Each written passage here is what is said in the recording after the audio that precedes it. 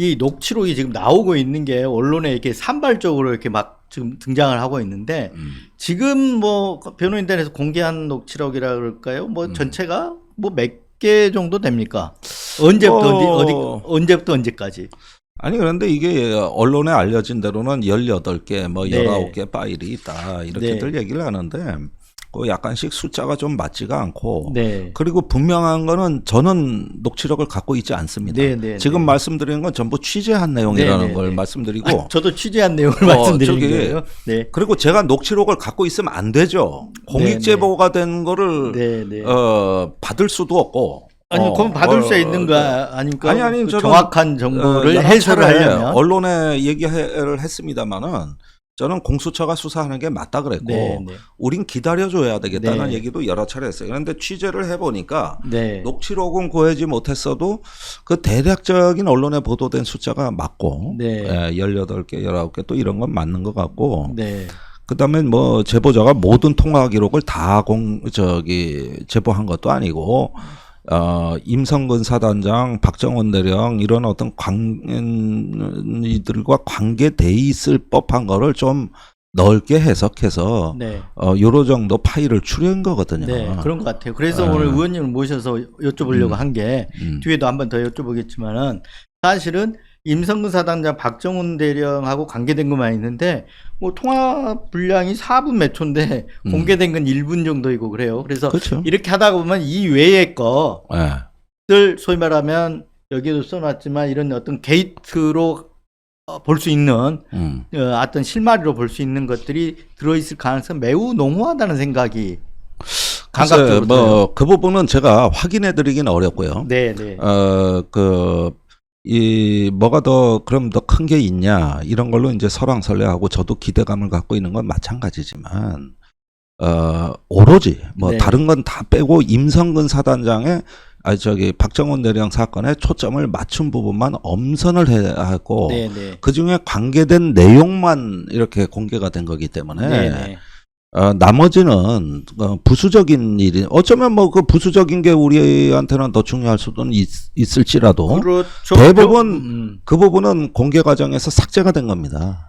저는 이제 왜 그렇게 생각하냐면 변호인 입장에서는 변호인들은 언론 플레이를 하는 게 아니잖아요. 정치를 하는 게 아니고 변호를 하는데 그 부분에 국한해서만 지금 알더라도 아무래도 그 부분에 국한해서 저는 공개할 거라고 봐요. 그렇죠. 그 목적에 충실한 거죠. 뭐 예를 들면 이제 그 녹취록들이 입법 탄핵 청원 청문회라든가 이런 어떤 과정들을 통해서 조금 더 공개가 되지 않겠냐 이렇게 예상은 해보거든요. 근데 이제 19일 날 청문회가 고비죠. 거기서는 일단 녹취록뿐만 아니라 여러 가지 주변 상황들에 대한 질문이 많이 들어가니까 어떤 진술이 나올지 모르겠는데 저는 이종호 씨가 이 최근에 해명한 걸 보면은 완전히 하나의 어떤 여론을 호도하는 본인의 초식 하나가 나왔다. 그러니까 예를 들면은 VIP를 해병대 사령관이라고 했다가 다음날 또 번복해서 김건희 여사라 그랬다가 이런 것도 그렇고 또 그 공익제보자한테 자기는 전화를 받기만 했지 전화를 한 적이 없다 그러거나 이것도 사실은 정반대거든요. 본인이 했다거나 그런 부분이 다음 질문인데 그런 어떤 황당한 대목들이 지금 많은 것 같아요. 황당하죠. 그러면서 언론 쪽에다가 나 원래 허풍이 센 사람이야. 나 원래 실없는 사람이야. 이런 걸 알리고 싶어 해요. 그러니까 앞으로 나올 진실이 뭐든 간에 믿지 마. 그런데 언론이 넘어가는 거예요. 제가 대다수 기자들 이렇게 전화 받아보면 이종호 씨 그 허풍이 센 사람이죠. 조금 사기꾼이죠. 또 뭐 앞뒤가 안 맞죠. 뭐 이런 얘기를 많이 해요. 근데 그렇게 알려지기를 원하는 거예요. 그게 바로 이종호 씨가 하고 싶은 얘기예요. 말의 신빙성을 떨어뜨리려고 하는 거예요. 그 옛날에 최순실 청문회 때 장시호가 특검에 가서 자기가 빠져나갈 부분은 저 원래 가끔 미쳐요. 저 원래 이게 전략이었다고. 더듬스 놓거나 아니면 이런 허풍 허세 막 떨어서 모든 말들이 다 허풍 허세 있냐 희석시켜 버리는 거잖아요. 그게 그때 전략이었어요. 그러니까 지금 그때 내가 보기에는 그러면 그 전략을 한다. 진짜 그런 사람이냐? 아니에요. 너무 멀쩡해요. 당연하겠죠. 돈 관리하는 말이 사람. 앞뒤가 딱딱 맞고. 예. 그다음에 이게 뭐 임성근 사단장 뭐 VIP한테 뭐 풀어놨다 어쨌다 하는 그 허풍 네, 이게 네. 허풍이라고 하는데 그런데 반복적이고 일관되고 네. 그리고 그렇게 VI한테 풀어놨다가 언론에 이 사건이 너무 커져서 이 부작용이 이렇게 나왔다는 기승전을 이야기하거든요. 네네. 그러면은 이게 무슨 가상 세계라고 하기에는 네. 현실 감각이 딱딱 이렇게 느껴지는데 네. 그래서 그렇게 들리지가 않고 너무 멀쩡하신 분이고 네. 정보가 정확하고 판단이 명석하다. 네. 그리고 인간성도 나쁘지 않아요. 네. 주변에 내 평가를 들어보니까 네. 예, 사람은 다 좋다 그래요. 아니 판단이 명석해야만 이게 계좌 관리, 남의 돈 관리를 하면서 예. 돈도 남의 돈을 벌어주고 이렇게 하는 거지. 음. 이게 이런 식으로 허세 부리고 허풍 해가지고는 이 남의 계좌 관리를 하겠습니까? 저 아까 말씀하신 대로 저는 만나보지도 못했고 뭐 전화를 했더니 계속 안 받아서 통화도 못 해봤는데 김건희 여사 계좌를 맡기고 돈을 맡길 정도면 그 정도면 명석한 거 아니에요? 판단력이라든가 믿은 거니까 맡긴 거 아닙니까? 네. 그런데 이제 지금 여기 와서 이런 국면에서 이런 황당한 변명을 하는 것들은 굉장히 급했다는 것 같아요. 네, 얼마나 다급했던지 예. 그러다 또 다음날 번복하고 이러면서 본인이 고의로 허풍쟁이, 실없는 사람, 네. 또 가끔 거짓말하는 사람으로 스스로 이미지를 만들어 나가고 있습니다. 네. 이게 다분히 의도적으로 보입니다. 네. 그럼 이제 판도라 상자가 열릴 수도 있겠다. 지금 저기 써놓은 것처럼 이런 위기가 지금 굉장히 느끼고 있는 거 아니에요. 그거를 지금 못 열리게 지금 막고 있는 거죠. 네. 아까 그러는 이제 황당한 해명 통해서. 자, 그럼 녹취록으로 가보면 여기서 지금 가장 급하게 된 게 VIP가 거론되면서 이렇게 된 거잖아요. 이게 8월 9일 녹취록이죠. 네. 그러니까 저도 그 육성은 방송에서 나온 걸 처음 들었거든요. 네. 그리고 굉장히 충격적으로 받아들였습니다. 그런데 바로 그 8월 9일 녹취가 임성근 사단장하고 정면으로 지금 주장이 충돌하는 대목입니다. 네, 한번 CG도 있는데 CG 한번 올려주시면 그 8월 9일 날 그 부분이죠. 사표 낸다 그랬는데 뭐 내지 말라 그래라. 내지 말라 난리 났대요라고 하니까 이종호 씨가 그 경호처에 있는 직원한테 뭐 연락을 받았는데 사표를 낸다고 해서 내가 내지 말라고 했다. 이런 부분인 거죠 지금. 그렇습니다. 네. 근데 임성근 사단장 입장은 8월 2일 날 사의 표명한 게 반려가 돼서 이미 정상 복귀가 시작됐기 때문에 네. 8월 9일 날 생뚱맞게 무슨 나에 대한 구명 로비냐 네. 이러면서 구명 로비는 없다고 주장을 하거든요. 네. 네. 근데 이것도 수상한 거예요. 네. 아니 임성근은 이종호 씨를 모른다며요. 예. 모르는데 로비가 없다는 건 어떻게 알아? 네. 그렇죠. 그러니까 앞뒤가 안 맞는 거죠. 이종호 씨하고는 단 한 번도 연락해 본 적도 없고 만나준 적도 없고 그렇게 해명한 걸로 알고 있는데 모르는데 네. 근데 제3자가 자기가 또 모르게 로비를 했는지 없는지를 어떻게 합니까? 네. 이것도 황당한 해명 아닙니까? 이게 점점 수상해지는 거야 이제. 네. 이 말들이 앞뒤가 안 맞는데 그리고 8월 9일이 어떤 날이냐? 네. 그날이 원래는 8월 2일 날 경북경찰청에서 해병대 수사단이 이첩한 서류를 국방부가 탈취해 왔잖아요. 국방부 네. 검찰단이. 네.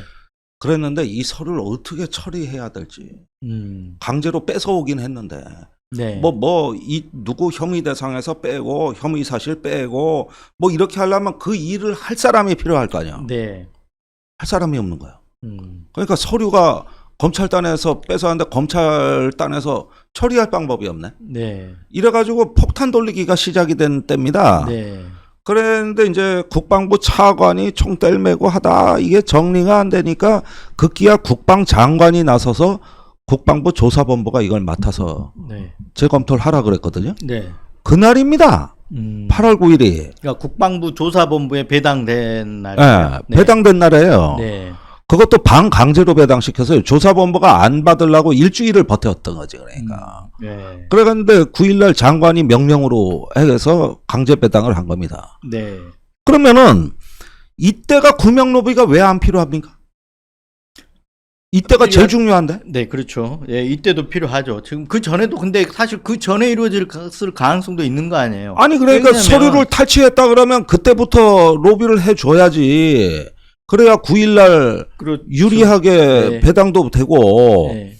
그러는데 자기 목숨이 걸린 때입니다. 임성근 사단장은 이때가. 네. 뭐가 로비가 필요 없어? 네. 또 이상한 일들을 얘기를 하더라고. 그리고 이 통화 내용으로 보면 그날이 아니라 그 전에 이루어졌다는 거 아니에요? 아, 그렇죠. 9일날 상황 얘기가 아닌 거지. 그날 얘기가 아니잖아요, 지금. 네. 네. 그리고 여기서 이제 그 VIP라는 게 논쟁이 된 거잖아요. 지금 VIP가 누구냐라는 게 아까 얘기인데 그 해명을 해병대 사령관이라고 그랬다. 지금은 김건희 여사라고 그랬다가 이게 인정을 하면서 허풍이다 허세다 지금 이렇게 나오고 있는 거잖아요. 근데 김건희 여사라고 인정한 것도 굉장히 의미가 있어요. 네. 어떤 부분인가요? 통상 VIP는 대통령을 얘기하는 겁니다. 네. 근데 김건희 여사라고 하면서 그냥 VIP로 이렇게 얘기를 하는 거는 이거는 뭔가가 제가 보기에는 이종호 씨가 네. 저는 김건희 여사한테 한이 맺혀 있다고 봐요. 아.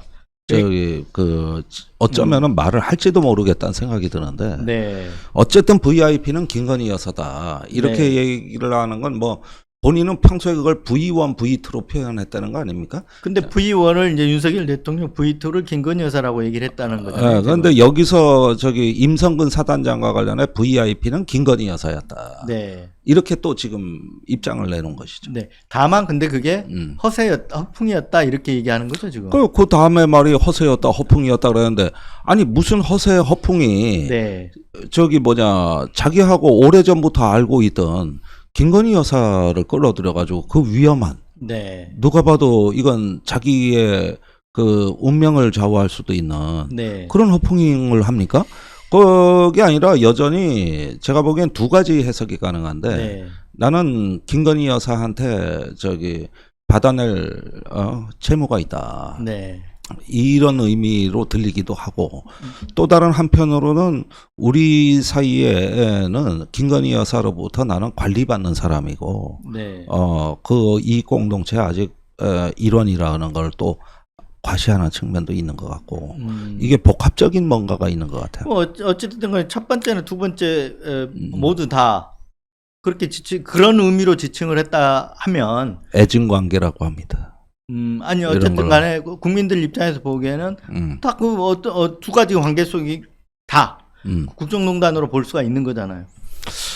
그런 관계 속에서 구명 로비가 이루어졌다면 아니 그 이런 비공식 라인이 국가의 공적 의사결정 체계에 침투하고 간섭하고 들어왔다는 걸 우리는 농단이라고 이해하는 거 아니겠습니까? 네, 네, 맞습니다. 네, 그렇습니다.